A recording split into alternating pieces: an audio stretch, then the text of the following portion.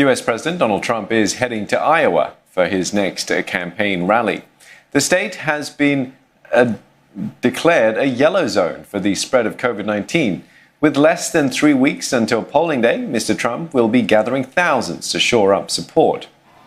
At a massive rally in Pennsylvania, he lashed out at his Democratic rival. He accused Joe Biden of being controlled by Marxists and left-wing extremists. At the same time, there's been a record turnout for early voting in Texas. Now let's get more from Simon Marks. He joins us live from Washington, D.C. Simon, why is President Trump taking the risk in holding a rally in a coronavirus hotspot?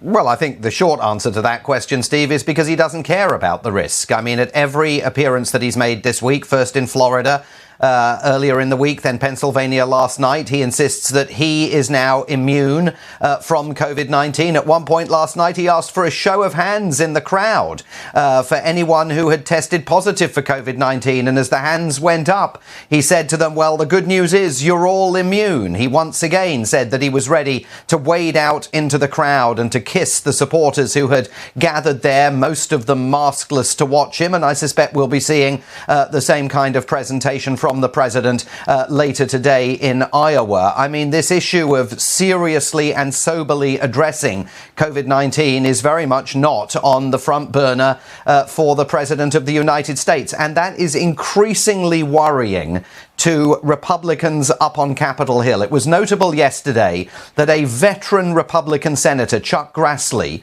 took time away from the Supreme Court nomination hearing for Judge Amy Coney Barrett to address a tweet directly to Donald Trump, in which he recommended that President Trump should find an index card and write down on it the 5 things that he really wants to accomplish during a second term in office, and the 5 things that differentiate him from Joe Biden, and use that index card as a guide for future rallies. That gives you a very clear indication that Republicans in the Senate see some of the antics that President Trump is engaging in on the campaign trail and are very concerned that he's throwing away any chance of turning this election around. They're looking for a disciplined, focused presentation from the president, and they're simply not finding it.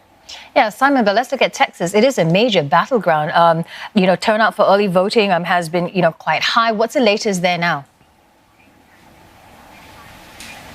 Yeah, massive turnout. I mean, there were long queues of cars outside the NRG arena in Houston at 5 a.m. yesterday, so people could get their vote cast. The same was seen in various parts of the state.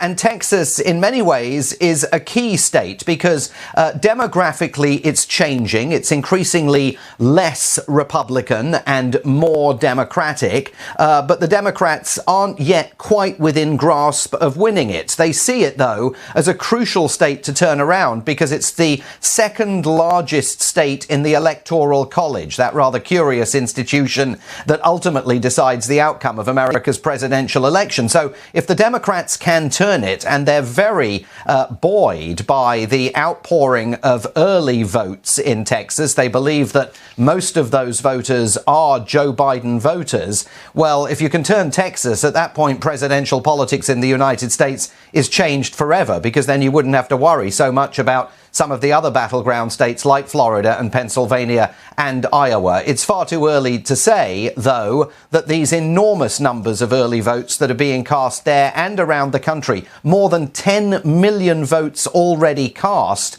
it's hard to know what's driving that enthusiasm. Is it voter concern about the impact of COVID-19 on Election Day? Is it a desire to end America's national nightmare? Is it a desire to make sure that Donald Trump gets another 4 years in the Oval Office? We simply don't know, and we won't know until the votes are counted. All right, well, thanks for that update. Simon Mark speaking to us from Washington, D.C.